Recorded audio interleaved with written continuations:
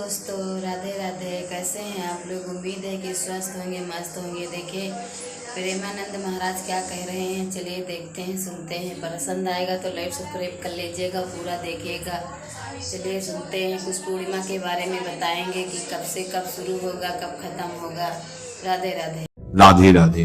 आज हम बात करेंगे साल 2026 में आषाढ़ी गुरु पूर्णिमा कब है, व्रत कब रखा जाएगा, शुभ मुहूर्त क्या रहेगा, पूजा कैसे करनी चाहिए और इस खास दिन का पूरा लाभ कैसे लिया जा सकता है।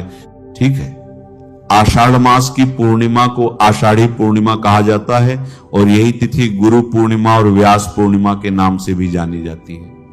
यह दिन गुरु शिष्य परंपरा, कृतज्ञता और ज्ञान के सम्मान से जुड़ा हुआ माना जाता है और परंपरा में इसे महर्षि वेद व्यास जी की स्मृति से भी जोड़ा गया है।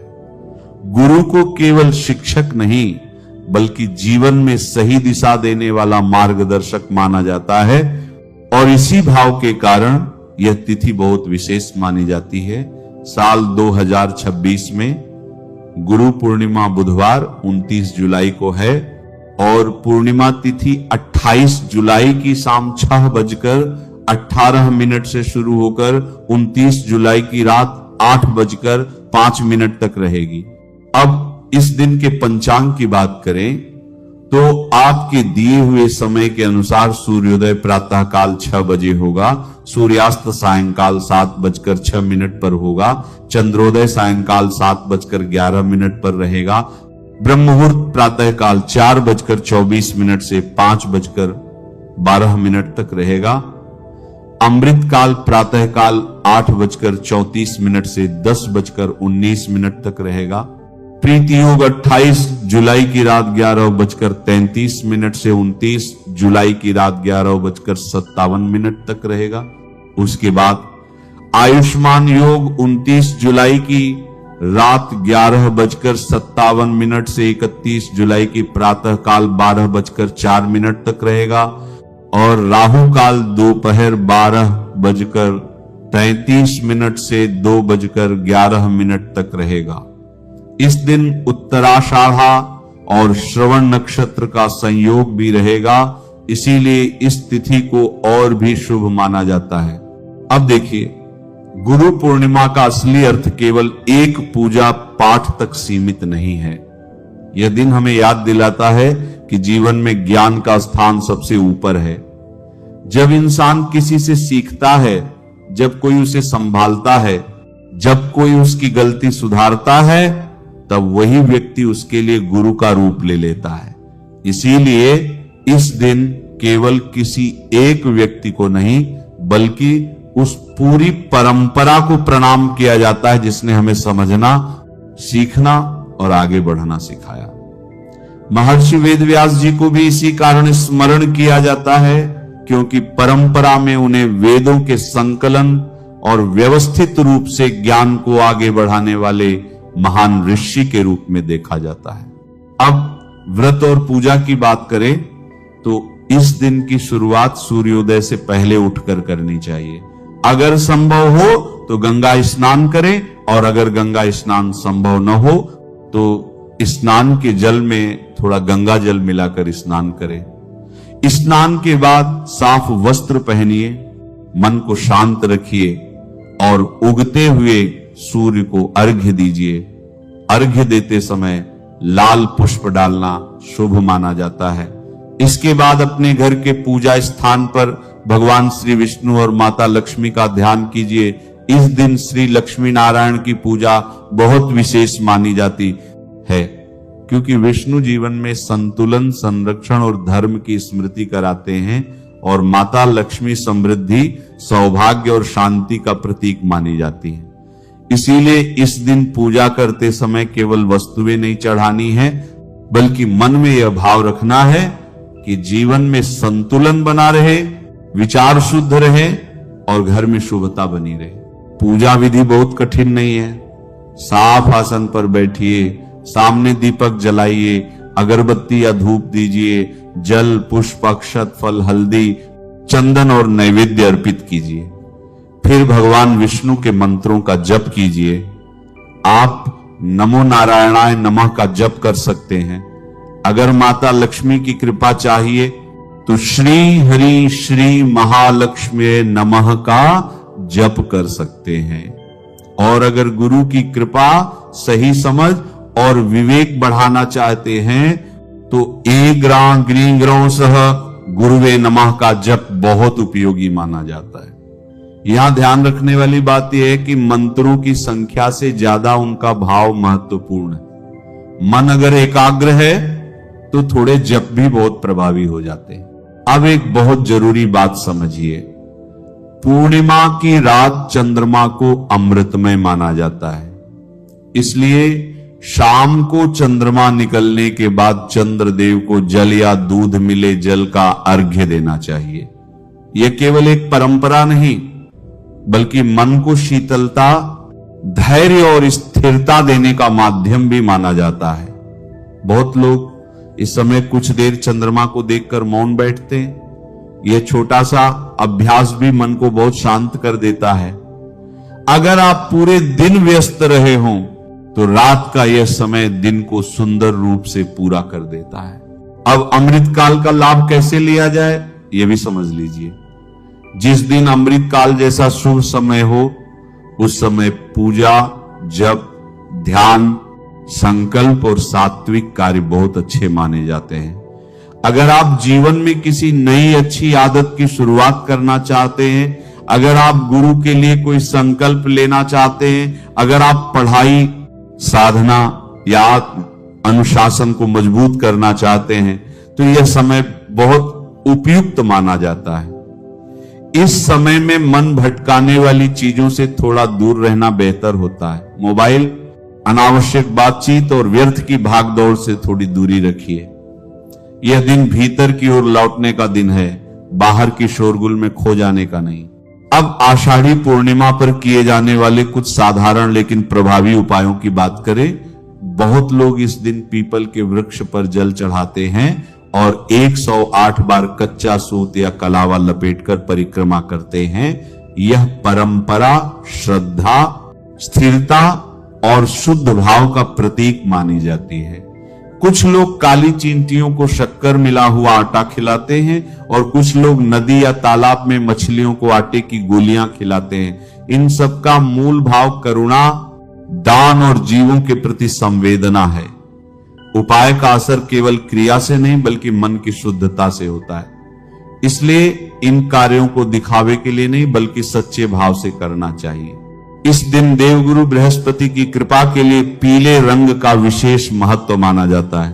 पीला चंदन, हल्दी, पीले फूल और पीले फल इस पूजा में बहुत अच्छे माने जाते हैं। अगर आप अपने जीवन में निर्णय शक्ति, ज्ञान और सही दिशा चाहते हैं तो बृहस्पति से जुड़े मंत्रों का जप कर सकते हैं। अगर आपको विष्णु उपासना प्रिय है तो नारायण मंत्र का जप करिए।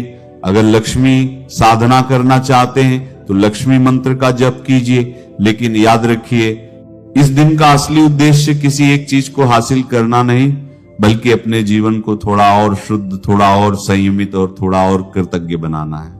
अब व्रत के बारे में भी समझ लीजिए।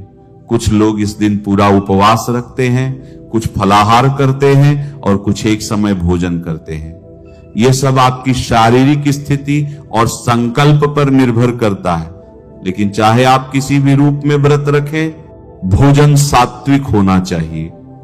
इस दिन क्रोध, कटु वचन, झगड़ा और अनावश्यक तनाव से बचना चाहिए, क्योंकि पूर्णिमा का दिन बाहर की चमक से ज्यादा भीतर की स्वच्छता का दिन है। अगर मन साफ है तो पूजा का प्रभाव और गहरा हो जाता है। गुरु पूर्णिमा का एक और बहुत सुंदर पक्ष यह है कि इस दिन किसी अपने को धन्यवाद कहने का अवसर मिल जाता है। आपने जिनसे सीखा, जिन्होंने आपको संभाला, जिन्होंने आपके जीवन में धैर्य, संस्कार या समझ दी, उन्हें याद करिए। जरूरी नहीं कि वह व्यक्ति कोई बड़े पद पर हो या औपचारिक गुरु ही हो। कभी माता पिता गुरु होते हैं, कभी शिक्षक, कभी कोई वरिष्ठ और कभी जीवन का कोई अनुभव ही सबसे बड़ा गुरु बन जाता है। इस दिन उन सबको मन से प्रणाम करिए जिन्होंने आपकी सोच को बेहतर बनाया। अब अंत में एक बार पूरा भाव समझ लीजिए। साल 2026 में आषाढ़ी गुरु पूर्णिमा 29 जुलाई बुधवार को है। पूर्णिमा तिथि 28 जुलाई की शाम 6:18 से 29 जुलाई की रात 8:05 तक रहेगी। यह दिन स्नान, दान, गुरु पूजा, विष्णु लक्ष्मी उपासना, चंद्र अर्घ्य, मंत्र जप और संकल्प के लिए बहुत विशेष माना जाता है। सुबह का समय शुद्धता के लिए, दिन का समय पूजा और जप के लिए और शाम का समय चंद्रदेव को अर्घ्य देने के लिए बहुत अच्छा माना जाता है। अगर आप इस पूरे दिन को शांत मन, सच्ची श्रद्धा और सरलता के साथ बिताते हैं तो यह केवल एक पर्व नहीं रहेगा, बल्कि आपके जीवन में एक सुंदर आध्यात्मिक दिन बन जाएगा। ठीक है, यही इस पावन तिथि का सबसे सुंदर संदेश है। चलिए अब श्रद्धा और भक्ति भाव के साथ आषाढ़ मास की पावन पूर्णिमा व्रत कथा का श्रवण करते हैं। द्वापर युग में एक बार यशोदा ने श्री कृष्ण से कहा, कृष्ण तुम सारे संसार के उत्पन्न करता, पालनहारी तथा संहार करता हो। आज मुझे कोई ऐसा व्रत बताओ जिसको करने से मृत्यु लोक में भी स्त्रियों को विधवा होने का भय न रहे तथा यह सभी मनुष्यों की मनोकामनाएं पूर्ण करने वाला हो। श्री कृष्ण कहने लगे, हे माता, तुमने अति सुंदर प्रश्न किया है। ऐसे एक व्रत को मैं विस्तार से कहता हूं। इसकी प्राप्ति के लिए स्त्रियों को 32 पूर्णमासी का व्रत करना चाहिए। इस व्रत को करने से स्त्रियों को सौभाग्य की प्राप्ति होती है। यह अचल सौभाग्य देने वाला एवं भगवान शिव के प्रति मनुष्य मात्र की भक्ति को बढ़ाने वाला है। यशोदा जी कहने लगी, हे कृष्ण, सर्वप्रथम इस व्रत को मृत्यु लोक में किसने किया था, इसके विषय में विस्तार से मुझे बताओ। श्री कृष्ण कहने लगे, इस भूमंडल पर अनेक प्रकार के रत्नों से परिपूर्ण कांची नाम की एक नगरी थी।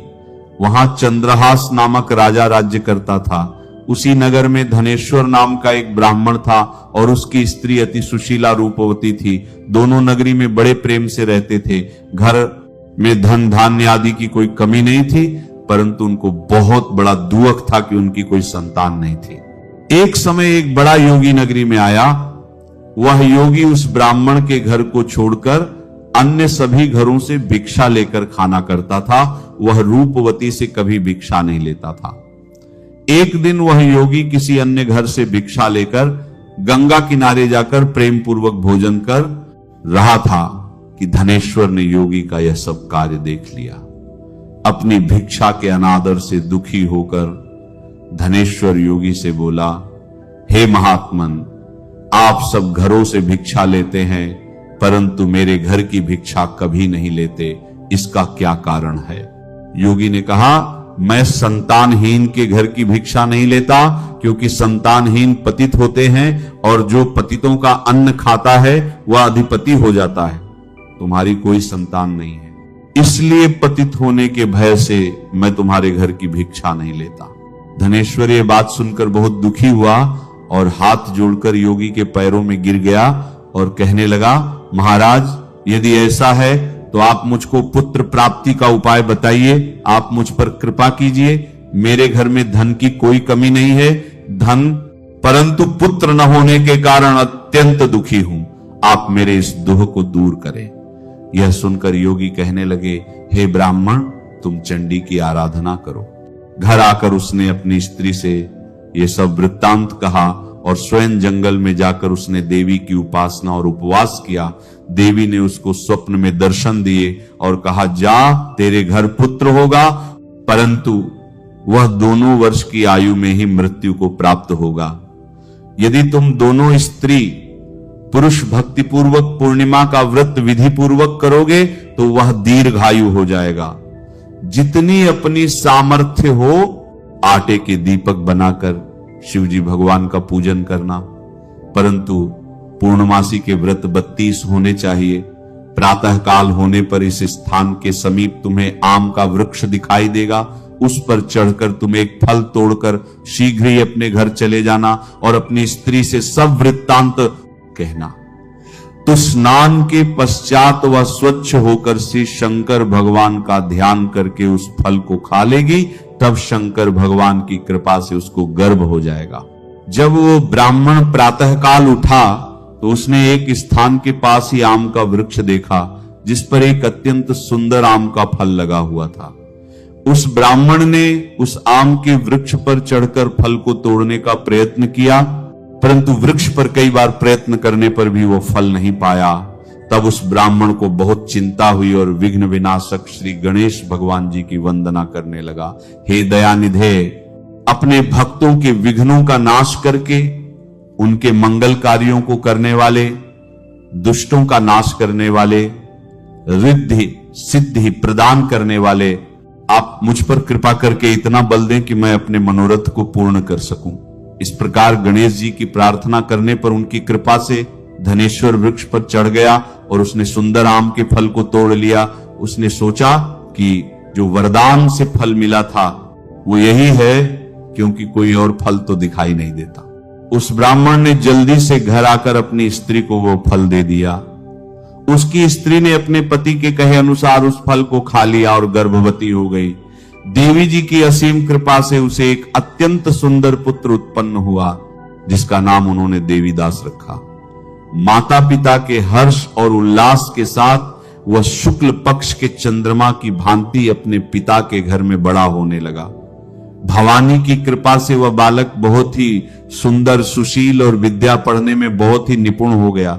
दुर्गा जी की आज्ञा अनुसार उसकी माता ने 32 पूर्णमासी का व्रत रखना आरंभ कर दिया, जिससे उसका पुत्र बड़ी आयु वाला हो जाए। 12 वर्ष लगते ही देवीदास के माता पिता को बड़ी चिंता हो गई कि कहीं उनके पुत्र की इस वर्ष मृत्यु न हो जाए।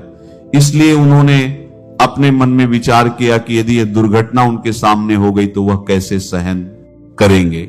इसलिए उन्होंने देवीदास के मामा को बुलाया और कहा कि हमारी एक बहुत बड़ी इच्छा है कि देवीदास 1 वर्षों तक काशी में जाकर विद्या अध्ययन करे और उसको अकेला भी नहीं छोड़ना चाहिए। इसलिए इस रात तुम उसे लेकर चले जाओ और 1 वर्ष के पश्चात इसको वापस ले आना। तब उसके माता पिता ने काशी जाने के लिए देवीदास को एक घोड़े पर बिठाकर उसके मामा के साथ भेज दिया, परंतु यह बात उसके मामा या किसी और से नहीं बताई। धनेश्वर और उसकी पत्नी ने अपने पुत्र की मंगल कामना तथा दीर्घायु के लिए भगवती दुर्गा की आराधना और पूर्णिमा का व्रत करना आरंभ कर दिया। इस प्रकार बराबर 32 पूर्णमासी के व्रत को उन्होंने पूरा किया। कुछ समय पश्चात एक दिन वह दोनों मामा और भांजा मार्ग में रात बिताने के लिए किसी गांव में ठहरे हुए थे। उस दिन उस गांव में एक ब्राह्मण की अत्यंत सुंदर, सुशील, विदुषी और गुणवती कन्या का विवाह होने वाला था। जिस धर्मशाला के अंदर वर की बारात ठहरी हुई थी, उसी धर्मशाला में देवीदास और उसके मामा भी ठहरे हुए थे। संयोगवश कन्या को तेल आदि चढ़ाकर मंडप आदि का कार्य किया गया, लेकिन लगन के समय वर को धनुर्विद्या हो गई। इसलिए वर के पिता ने अपने कुटुंबियों से परामर्श करके निश्चय किया कि यह देवीदास मेरे पुत्र जैसा ही सुंदर है, मैं इसके साथ ही लग्न करवा दूं और बाद में विवाह के अन्य कार्य मेरे लड़के के साथ हो जाएंगे। ऐसा सोचकर वे देवीदास के मामा से जाकर बोले, तुम थोड़ी देर के लिए अपना भांजा हमें दे दो, जिससे विवाह के लग्न का सब कार्य सुचारू रूप से हो सके। तब उसका मामा कहने लगा, जो कुछ भी मधुपर्क आदि कन्यादान के समय वर को मिले वह सब हमें दे दिया जाए, तो मेरा भांजा इस रात का दूल्हा बन जाएगा। यह बात वर के पिता ने स्वीकार कर ली। उन्होंने अपना भांजा वर बनने के लिए भेज दिया और उसके साथ विवाह कार्य रात्रि में विधि पूर्वक संपन्न हो गया। पत्नी के साथ भोजन करते समय वह अपने मन में सोचने लगा, न जाने ये किसकी स्त्री होगी। वह एकांत में इसी सोच में गहरी सांस छोड़ने लगा और उसकी आंखों में आंसू भी आ गए। तब लड़की ने पूछा, क्या बात है, आप इतने उदास क्यों हैं? तब उसने सब बातें जो वर के पिता और उसके मामा में हुई थी लड़की को बता दी। तब कन्या कहने लगी, यह ब्रह्म विवाह के विपरीत कैसे हो सकता है? देव, ब्राह्मण और अग्नि के सामने मैंने आपको ही अपना पति माना है, इसलिए आप ही मेरे पति हैं। मैं आपकी ही पत्नी रहूंगी, अन्य किसी की कदापि नहीं। तब देवीदास ने कहा, ऐसा मत करो, क्योंकि मेरी आयु बहुत कम है, मेरे पश्चात आपकी क्या गति होगी। इन बातों को अच्छी तरह से विचार कर लो। परंतु वह दृढ़ विचार वाली लड़की थी। वह बोली, जो आपकी गति होगी वही मेरी गति होगी। हे स्वामी, भोजन कीजिए, आप स्वयं भूखे होंगे। इसके बाद देवीदास और उसकी पत्नी दोनों ने भोजन किया तथा शेष रात्रि में सोते रहे। इसके बाद देवीदास ने अपनी पत्नी को 3 नगों से जड़ी हुई एक मुट्ठी और एक रुमाल दिया और बोला, हे प्रिय, इसे लो और संकेत समझकर स्थिर चित्त हो जाओ। मेरे मरण और जीवन को जानने के लिए एक पुष्प वाटिका बना लो, उसमें सुगंधित 19 मल्लिका लगाओ, उसको प्रतिदिन जल से सिंचन करो और आनंद के साथ खेलो तथा उत्सव मनाओ। जिस समय और जिस दिन मेरा प्राणांत होगा, ये फूल सूख जाएंगे और जब ये फिर से हरे हो जाएं, तो जान लेना कि मैं जीवित हूं। यह बात स्मरण रखना, इसमें कोई भी संशय नहीं है। इतना कहकर देवीदास वहां से चला गया। प्रातः काल होते ही वहां पर गाजे बाजे बजने लगे। उचित समय पर विवाह कार्य समाप्त करने के लिए वर तथा सब बाराती मंडप में आए तो कन्या ने वर को भली प्रकार से देखकर अपने पिता से कहा, यह मेरा पति नहीं है, मेरा पति वही है जिसके साथ रात्रि में मेरा पानी ग्रहण हुआ था, इसके साथ मेरा विवाह नहीं हुआ था। यदि यह वही पुरुष है तो बताएं, मैंने इसको क्या भेंट दी थी। कन्यादान के समय जो मधुपर्क आभूषण आदि दिए गए थे उन्हें दिखाए तथा रात में मैंने क्या गुप्त बातें इससे कही वह सब सुनाए। पिता ने उसके कहे अनुसार वर को बुलवाया। कन्या की सब बातें सुनकर वह कहने लगा, मैं कुछ भी नहीं जानता। इसके पश्चात निराश होकर वह अपना सामू लेकर चला गया और सारी बारात भी अपमानित होकर वहां से लौट गई। भगवान श्री कृष्ण बोले, हे माता, इस प्रकार देवीदास काशी विद्या अध्ययन के लिए चला गया।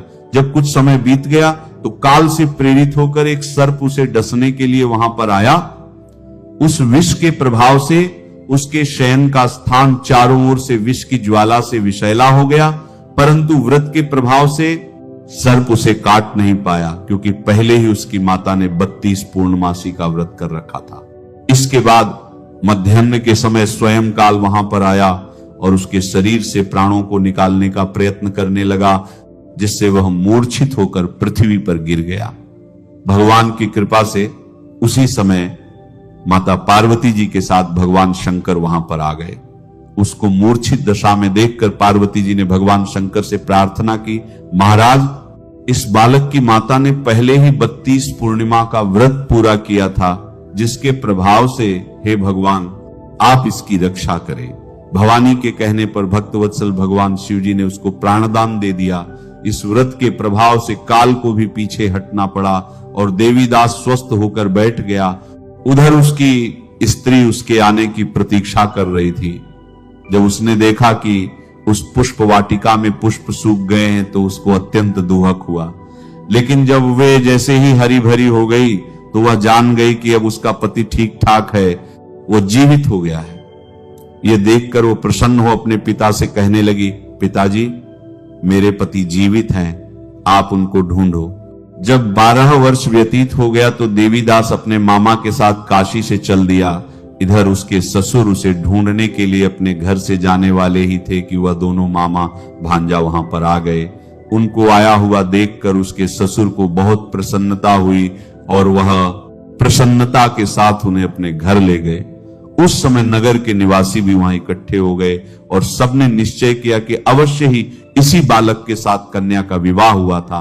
उस बालक को जब कन्या ने देखा तो पहचान लिया और कहा, यह तो वही है जो संकेत करके गया था। सभी कहने लगे, भला हुआ जो यह आ गया है, और सब नगरवासियों ने आनंद मनाया। कुछ दिन बाद देवीदास अपनी पत्नी और मामा के साथ अपने ससुर के घर से बहुत सा धन लेकर अपने घर के लिए प्रस्थान किया।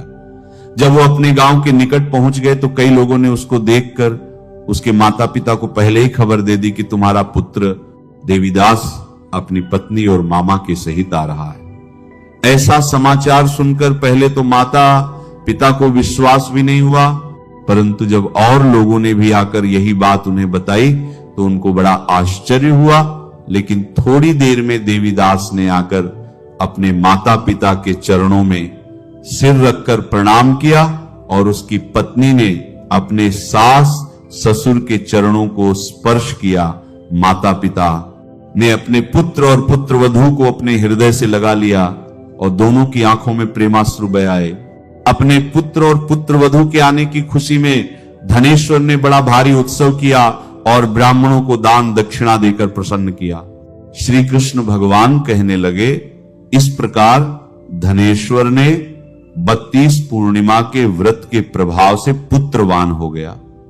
जो स्त्रियां 32 पूर्णमासी के इस पावन व्रत को करती हैं, वे जन्म जन्मांतर में विधवा नहीं भोगती और सदैव सौभाग्यवती रहती हैं। यह व्रत पुत्र पौत्रों को देने वाला तथा संपूर्ण मनोकामनाओं को पूर्ण करने वाला है।